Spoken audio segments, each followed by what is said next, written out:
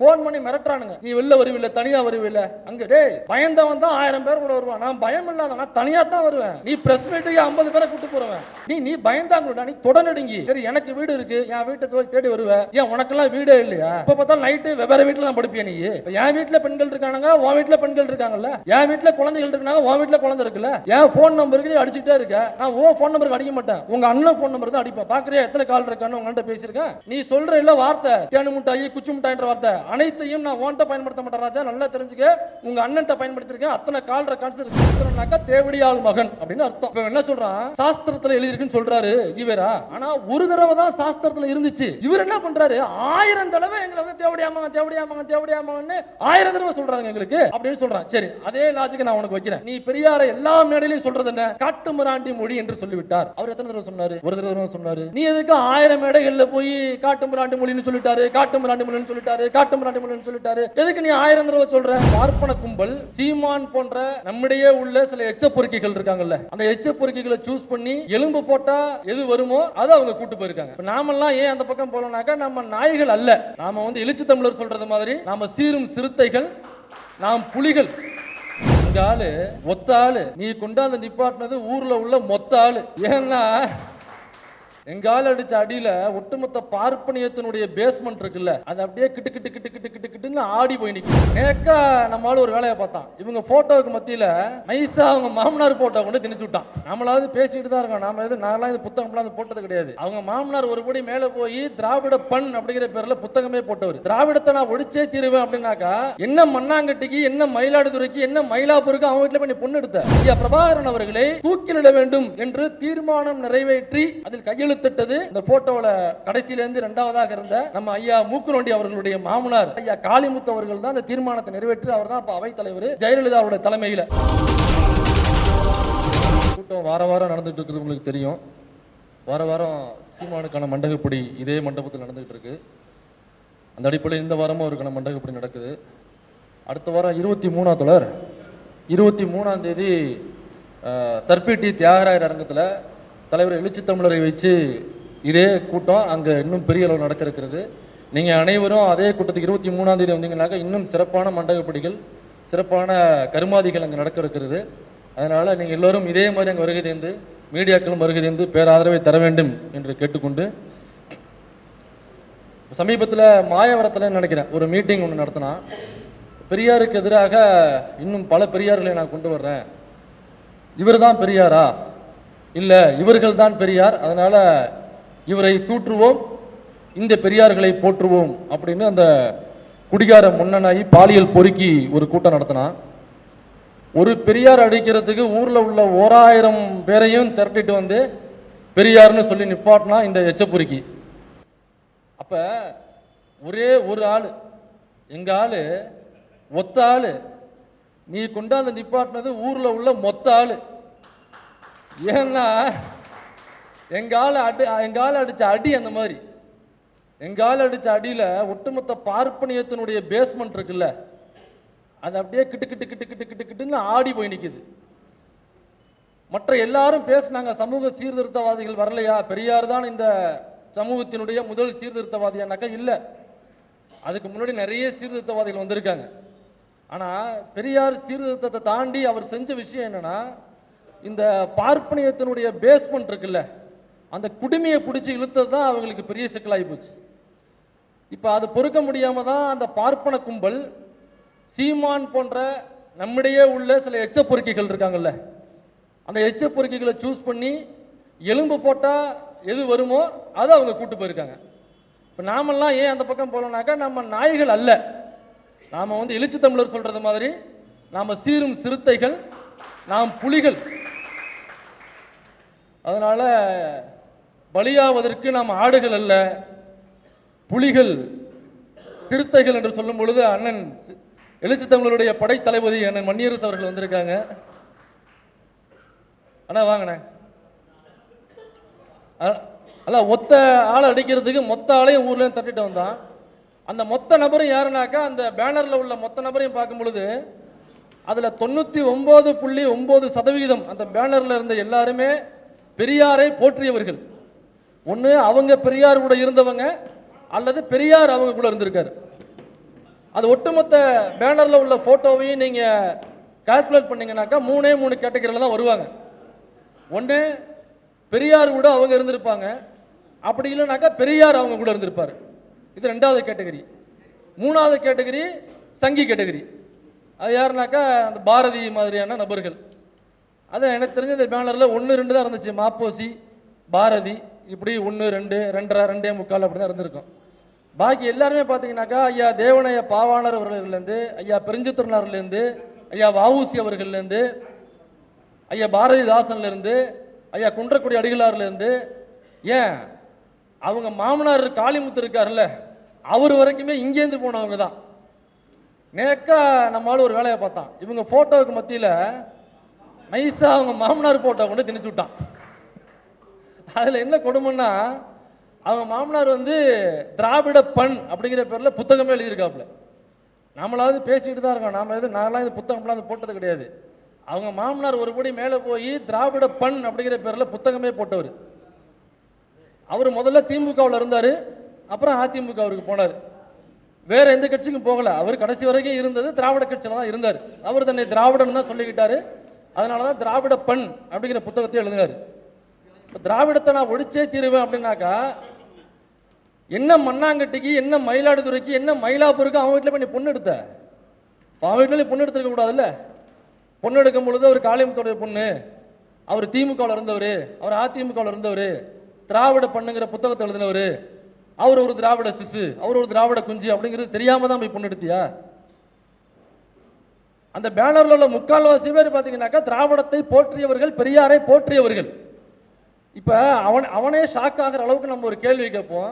உண்மையிலேயே அவன் சோறு தான் திங்கிறது உண்மையாக இருந்தால், ஒருவேளை சோறு தின்னு அதில் உப்பு போட்டு திங்கிறான் அப்படிங்கிறது உண்மையாக இருக்கும் பட்சத்தில், நான் கேட்குற இந்த ஒரு கேள்விக்கு மட்டும் பதில் சொல்லணும்.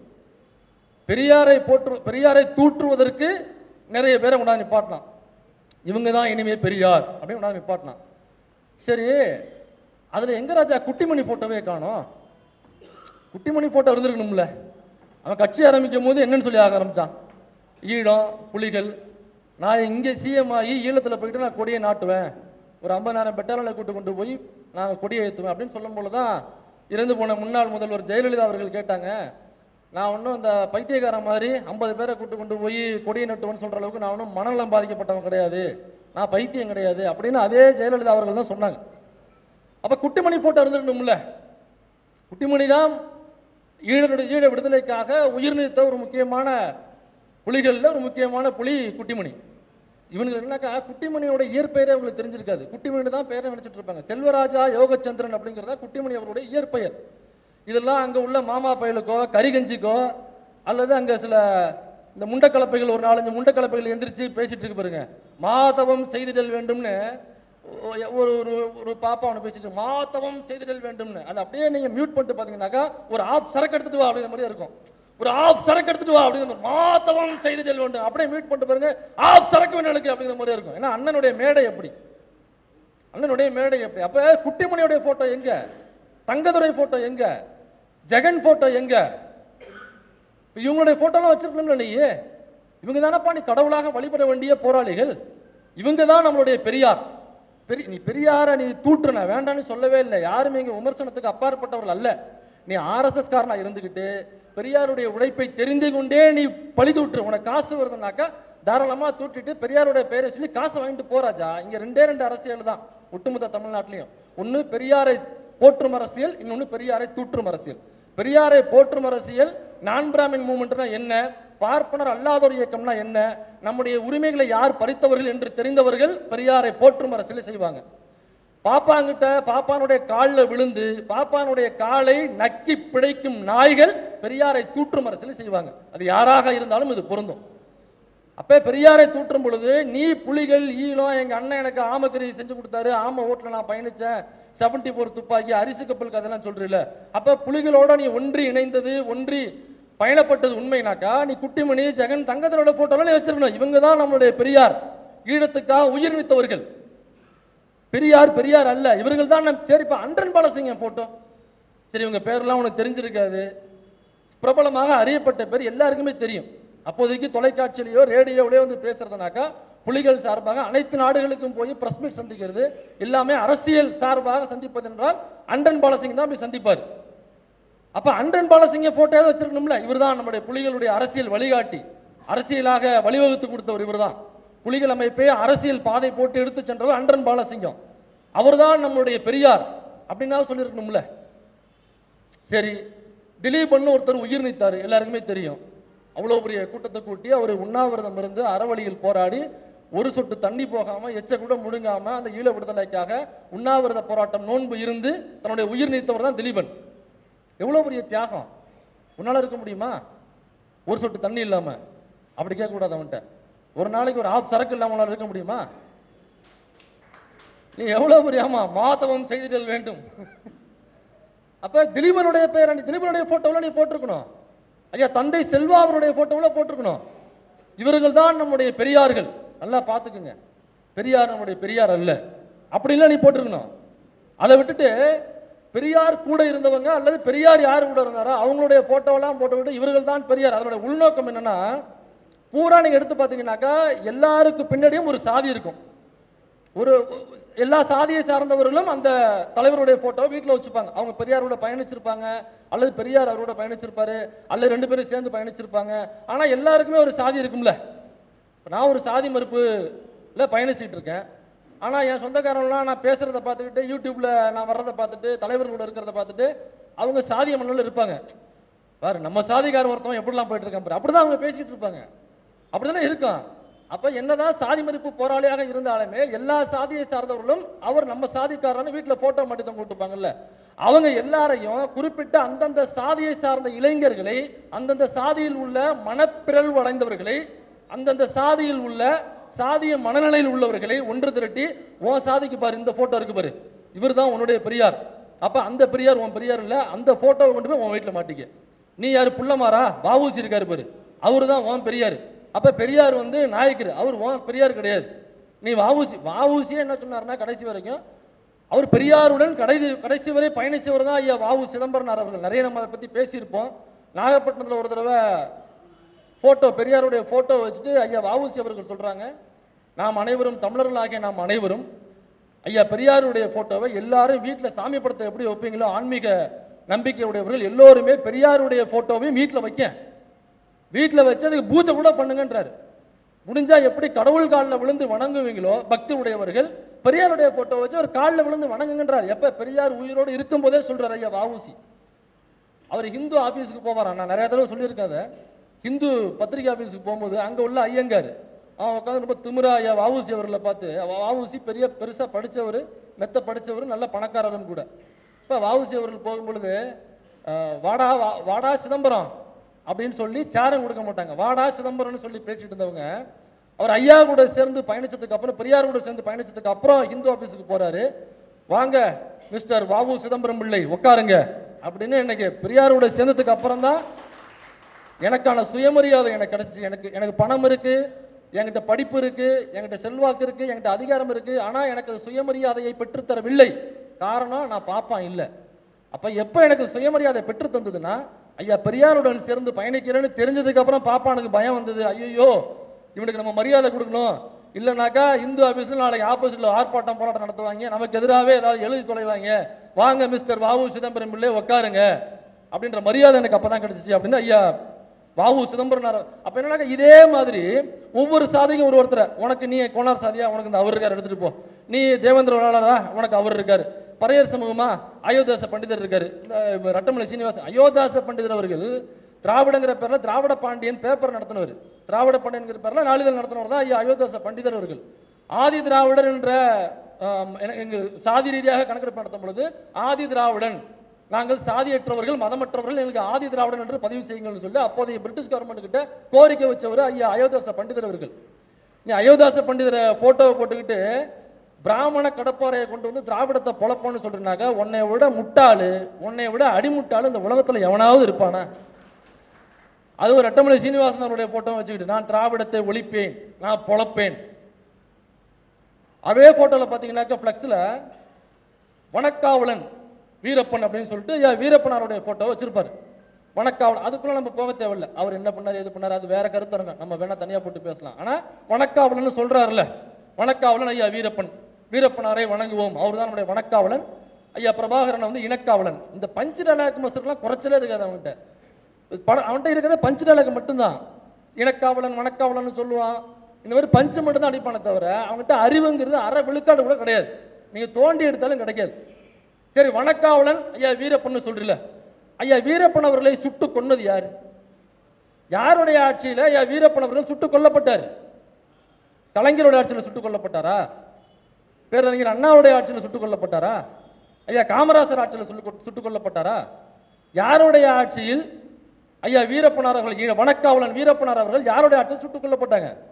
ஜெயலலிதா அவர்களுடைய உத்தரவின் பேரில் அவருடைய ஆட்சிக்கு கீழே அவர் நேரடியாக சொல்லி வீரப்பனை போட்டு தள்ளுங்கன்னு சொல்லி வீரப்பனை சுட்டுக் கொண்டார்கள். அப்போ வந்து செய்திகள் வீரப்பன் அவர்களை சுடுவதற்கு முன்பே உயிரோடு பிடித்து அவருடைய மீசைகள் பிடுங்கப்பட்டு அவர் ரொம்ப சித்திரவதை பண்ணி கொடுமை பண்ணி கிட்டத்தட்ட அவர் 90% அந்த சித்திரவதையில் உயிர் மட்டும் இருக்கு, மற்றதெல்லாம் முடிஞ்சு போச்சு.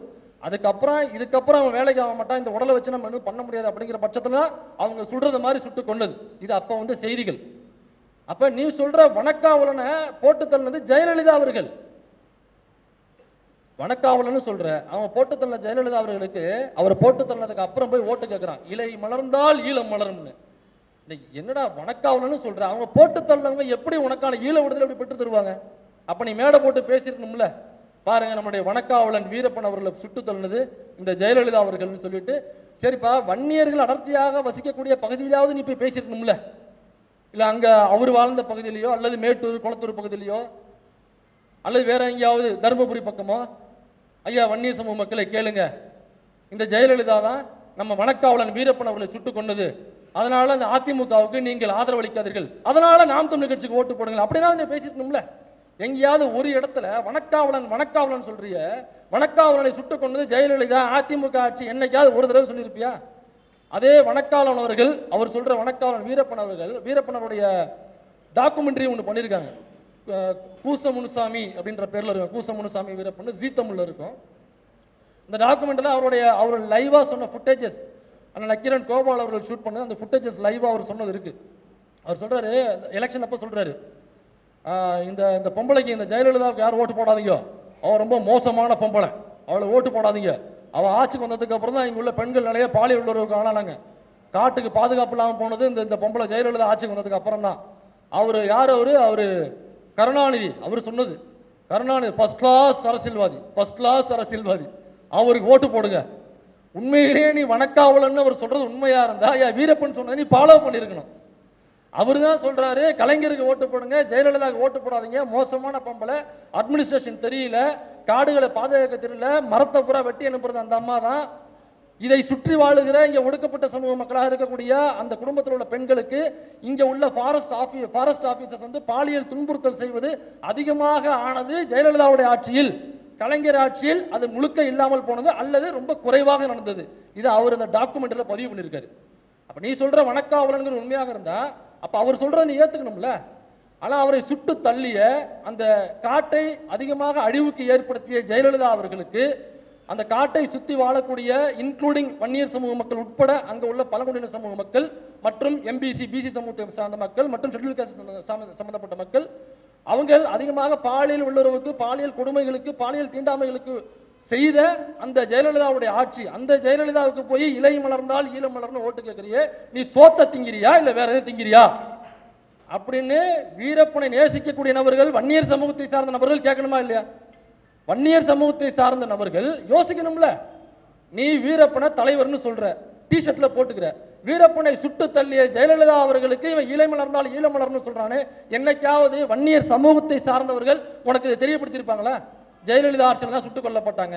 ஏன் வன்னியர் சமூகம் சொல்ல மாட்டேங்கிறீங்க? அதை ஏன் சொல்ல மாட்டேங்கிறீங்க? அப்ப அன்புமணி போற பக்கம்லாம் வன்னியர் சமூக மக்கள் போகணும். அவர் பிஜேபிக்கு போனா போகணும், அவர் அதிமுக இப்ப அதிமுக கூட தான் கூட்டணியில் இருக்காரு. அந்த அதிமுக தான் வீரப்பனை சுட்டு தள்ளியது. இப்ப வன்னியர் சமூக இளைஞர்கள் யோசிங்க, வணக்காவலன் இனக்காவலன் ரொம்ப அதோட அடுத்தது இனக்காவலன். ஐயா பிரபாகரன் அவர்கள் எங்களுடைய அவர் வணக்காவலன், இவர் இனக்காவலன். அப்ப அந்த இனக்காவலனை ஐயா பிரபாகரன் அவர்களை தூக்கிலிட வேண்டும் என்று தீர்மானம் நிறைவேற்றி அதில் கையெழுத்திட்டது அந்த போட்டோவில் கடைசியிலேருந்து ரெண்டாவதாக இருந்த நம்ம ஐயா மூக்குநோண்டி அவர்களுடைய மாமனார் திராவிட பண் என்ற புத்தகத்தை எழுதிய திமுக அதிமுக கட்சியில் பயணிச்ச ஐயா காளிமுத்து அவர்கள் தான் அந்த தீர்மானத்தை நிறைவேற்றி அவர் தான் இப்போ அவைத்தலைவர். தீர்மானத்தை, அதாவது பிரபாகரன் அவர்களை தூக்கிலிட வேண்டும் என்கிற தீர்மானத்தை நிறைவேற்றி அதில் கையெழுத்த விட்டவர் ஜெயலலிதா அவருடைய தலைமையில். அந்த அவையில் அந்த தீர்மானம் நிறைவேறுது. தீர்மானத்தை நிறைவேற்றின காளிமுத்து வீட்டில் போய் நீ பொண்ணு எடுக்கிற, அந்த தீர்மானத்தை நிறைவேற்ற சொன்ன ஜெயலலிதா அவர்களுக்கு போய் நீ ஓட்டு கேட்கிற. இனக்காவலனையும் வனக்காவலனுக்கு எதிராகவும் செயல்பட்ட ஒன்று, வனக்காவலனை சுட்டு தள்ளிய இனக்காவலனை சுட வேண்டும், தூக்கிலிட வேண்டும் என்று தீர்மானம் நிறைவேற்ற ஜெயலலிதா அவர்களுக்கு என்ன பண்ற? இதெல்லாம் நடந்ததுக்கு அப்புறம் இலை மலர்ந்தால் ஈழம் மலரும், பஞ்சு டைலாக், இளம் இலை ஈழம் அப்படி சேர்ந்து உருட்டுவானுங்க. இதுல என்னக்கா அந்த போட்டோவில் இருக்கிற இப்போ இவ்வளோ கேள்வி கேட்குறோம்ல, இனக்காவலன் இப்போ ஏன் ஜெயலலிதா போய் ஓட்டு கேட்ட, அப்புறம் தேவனைய பாவானரு பெருஞ்சித்திரனாரு இப்படிலாம் நம்ம சொல்கிறோம் இல்லைங்களா. உடனே அந்த கரிகஞ்சி வருவான், நாங்கள் ஏற்கிறோம் அதை மறுக்கிறோம், ஐயாவிட்ட நாங்கள் மறுக்கிறோம், அந்த பணி நாங்கள் மறுக்கிறோம், ஐயாட்ட மறுக்கிறோம், ஐயா பெரியாரோட சேர்ந்து பயணி பெருஞ்சித்திரனா சேர்ந்து நாங்கள் மறுக்கிறோம், ஐயா அம்மா அம்மா அம்மா ஜெயலலிதா அவர்களை அதெல்லாம் மறுக்கிறோம், மற்றபடி அம்மா செஞ்சதை ஏற்கிறோம், அதை ஏற்கிறோம், அதனால தான் நாங்கள் போட்டோ அதை நாங்கள் ஏற்கிறோம். சரிடா, அப்போ அதே மாதிரி பெரியார்கிட்ட நீ எதை மறுக்கிற? காட்டு மிராண்டி மொழின்னு சொல்லிட்டாரு, அதை மறுத்துக்க, மற்றதை ஏற்றுக்க. நீ எல்லாருக்கிட்டும் என்ன சொல்ற? இது அதை மறுக்கிறோம், மற்றதை ஏற்கிறோம், அதனால போட்டோ போட்டிருக்கோம். டே இந்த இவர் இப்படி இருந்தாரா, அதை நாங்கள் மறுக்கிறோம், மற்றபடி ஏற்கிறோம் அதனால. சரி இந்த இவர்ரா, அதை நாங்கள் மறுக்கிறோம், மற்றதை ஏற்கிறோம், அதனால போட்டோம். அந்த மாதிரி பெரியார்கிட்ட காட்டு மிராண்டி மொழின்னு சொன்னார், மறுத்துக்க, மற்றதை ஏற்றுக்க. நீ இதனால சொன்ன பெரியார் மட்டும் செய்தார்னு சொல்லாதீங்க, பெரியாரும் செய்தார், இதனால சொன்ன. அப்ப பெரியாரும் செஞ்சிருக்காருல்ல, அப்ப பெரியாரும் செய்ததுக்காக நீ போட்டோ போடணுமா இல்லையா? இது என்னது பிராடுத்தனம், இது என்னது அயோக்கியத்தனம்? அப்ப இவனுக்கு தகுந்தது மாதிரி மாத்தி மாத்தி உருட்டுப்பான். இதுல குறிப்பா இப்ப சமீபத்தில் பிரஸ் மீட்ல சொல்லியிருக்கான், பெரியார் வந்து இந்த சூத்திரன்னாக்கா தேவடியாள் மகன் அப்படின்னு அர்த்தம், பார்ப்பானுடைய வைப்பாட்டி மகன் அப்படின்னு அர்த்தம். இந்த சாஸ்திரம் வந்து நம்ம எல்லாரையும் சூத்திரன்னு சொல்லுது, அதாவது பார்ப்பானுடைய வைப்பாட்டி மகன் அப்படின்னு நம்ம எல்லாரையும் தான் சொல்லுது. அது ஏதோ பெரியார் வந்து அவரை தவிர மற்ற எல்லாரும் அப்படின்னு சொல்லல, எல்லாரையுமே அதான் சொல்லுது அப்படின்னு சொல்றாரு. இப்போ என்ன சொல்றான், சாஸ்திரத்தில் எழுதியிருக்குன்னு சொல்றாரு ஈவேரா, எழுதியிருக்கலாம் எழுதியிருக்கு, ஆனா ஒரு தடவை தான் சாஸ்திரத்தில் இருந்துச்சு. பெரியார் இவர் ஈவேரா என்ன பண்றாரு, 1000 தடவை சொல்றாருங்க. அந்த அந்த சாஸ்திரத்தை நான் மூத்திரத்தை பேஞ்சு தூரம் விட்டாச்சுட்டேன், சாஸ்திரம் மூத்திரம் ரைமிங், அதை மூத்திரத்தை பேஞ்சு விட்டாச்சுட்டேன், அவ்வளவுதான், நான் எடுக்கவே இல்லை. ஆனா ஒரு தடவை தான் அவன் எழுதுனான். இவர் என்ன பண்றாரு, 1000 தடவை எங்களை வந்து தேவடியாமங்க தேவடியாமங்க தேவடியாமங்கன்னு 1000 தடவை சொல்றாங்க எங்களுக்கு அப்படின்னு சொல்றான். சரி, அதே லாஜிக்கை நான் உனக்கு வைக்கிறேன். நீ பெரியாரை எல்லா மேடையிலையும் சொல்றது என்ன, காட்டு மிராண்டி மொழி என்று சொல்லிவிட்டார். அவர் எத்தனை தடவை சொன்னாரு? ஒரு தடவை சொன்னாரு. நீ எதுக்கு 1000 மேடைகளில் போய் காட்டு மிராண்டி மொழின்னு சொல்லிட்டாரு, காட்டு மிராண்டி மொழின்னு சொல்லிட்டாரு, காட்டு மிராண்டி மொழின்னு சொல்லிட்டாரு, எதுக்கு நீ 1000 தடவை சொல்ற? அப்ப ஒரு தடவை சொன்ன பாப்பான நீ ஏத்துப்ப, 1000 தடவை சொன்ன பெரியாரை ஏத்துக்க மாட்டேனாக்கா, இதெல்லாம் ஒரு தடவை சொன்ன பெரியாரை ஏத்துக்க, 1000 தடவை நீ சொல்றல, அதனால நான் உன்னை ஏத்துக்கல, அப்படி அந்த லாஜிக் வச்சுக்கலாமா? ஏன்னா அவன் தான் சொல்லுவான், அதாவது தாயை பழித்தவன் யாராக இருந்தாலும் விடாதே, தமிழை பழித்தவனை தாயே தடுத்தாலும் விடாதே. அப்ப பெரியார் ஒரு தடவை தான் பழிச்சிருக்காரு, நீ 1000 தடவை பழிச்சிட்டு இருக்க, நான் அவனை சும்மா விடுவேனா? செருப்பை கழட்டி அடிக்க வேண்டாம். அவன் சொல்றது வரை காட்டு மிராண்டி மொழின்னு சொல்லிட்டாரு, தமிழை இழிவுபடுத்திட்டார், அதனால தாயை பழிச்சவன் தாயை தமிழை பழிச்சவன் தாயை தடுத்தாலும் விடாத, தமிழை பழிச்சவனை தாயே தடுத்தாலும் விடாதுன்னு சொல்றல, அப்ப நான் எதுக்கு உன்னை விடணும்?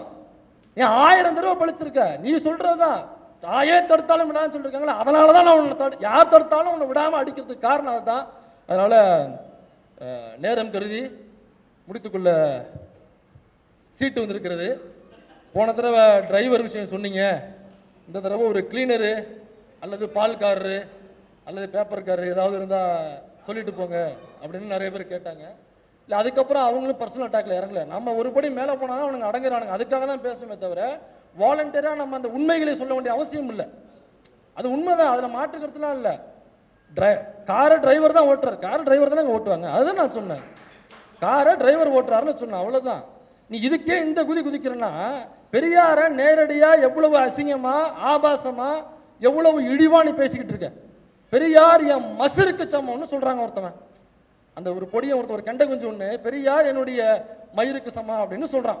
இப்ப எனக்கு எவ்வளவு கோபம் வரும், பெரியார் என்னுடைய தலைவராக நான் ஏற்றுக்கொண்டவர், நீ இந்த வார்த்தை சொன்னாக்கா எனக்கு கோபம் வருமா வராதா? ஃபோன் பண்ணி மிரட்டுறானுங்க, நீ வெளில வருவில்லை, தனியா வருவில்லை, அங்க டே பயந்தவன் தான் 1000 பேர் கூட வருவான். நான் பயம் இல்லாத, நான் தனியாக தான் வருவேன். நீ பிரஸ் மீட்டுக்கு 50 பேரை கூட்டு போறவன். பிரஸ் மீட்டுக்கு 50 பேரை கூட்டு போய் யாராவது பார்த்துருக்கீங்களா? பிரஸ் மீட்ல கை தட்டுறாங்க. என்னத்தை சொல்றது? நீ பயந்தாங்களா? நீ தொடநடுங்கி. மனோஜ் சொன்னதான் சரி. எனக்கு வீடு இருக்கு, என் வீட்டை தேடி வருவேன். ஏன் உனக்கெல்லாம் வீடே இல்லையா? நீலாம் நைட்டு இல்லை, எப்போ பார்த்தாலும் நைட்டு வெவ்வேறு வீட்டில் தான் படுப்பியா? நீ உனக்கு வீடு இருக்குல்ல? இப்போ என் வீட்டில் பெண்கள் இருக்கானுங்க, உன் வீட்டில் பெண்கள் இருக்காங்கல்ல. என் வீட்டில் குழந்தைகள் இருக்காங்க, உன் வீட்டில் குழந்தை இருக்குல்ல. என் ஃபோன் நம்பருக்கு நீ அடிச்சுக்கிட்டே இருக்க. நான் உன் ஃபோன் நம்பருக்கு அடிக்க மாட்டேன், உங்கள் அண்ணன் ஃபோன் நம்பர் தான் அடிப்பேன். பார்க்குறியா எத்தனை கால் இருக்கான்னு உங்கள்கிட்ட பேசியிருக்கேன். உங்கள் அண்ணன்ட்ட பேசின கால் ரெக்கார்ட்ஸ் காமி. நீ பண்ணுற ஒவ்வொரு காலுக்கும் நான் உங்கள் அண்ணனுக்கு ஃபோன் அடிச்சிருக்கேன். நீ சொல்கிற இல்லை வார்த்தை, தேனு முட்டாயி குச்சி முட்டாயின்ற வார்த்தை அனைத்தையும் நான் ஓன்ட்ட பயன்படுத்த மாட்டேன் ராஜா. நல்லா தெரிஞ்சுக்க, உங்கள் அண்ணன்ட்ட பயன்படுத்தியிருக்கேன். அத்தனை கால் ரெக்கார்ட்ஸ் இருக்குது, அத்தனை கால் ரெக்கார்ட்ஸ் இருக்குது. நீங்கள் 12:30 மணிக்கு மேலே அடிச்சிங்கனாக்கா எல்லா ஃபோனும் அட்டன் பண்ணுவான். அந்த குடிகாரன் அதுக்கு முன்னாடி அடிச்சுன்னா எடுக்க மாட்டான். அப்போ தான் போதையில் இருப்பான். 12:30 மேலே எடுங்க, கரெக்டாக எடுப்பான். அதனால அந்த சேட்டையெல்லாம் வேற எங்கேயாவது வச்சுக்கணும். வாய்ப்பளித்த மொழிக்கு நன்றி கூற அமர்கிறேன். நன்றி, வணக்கம்.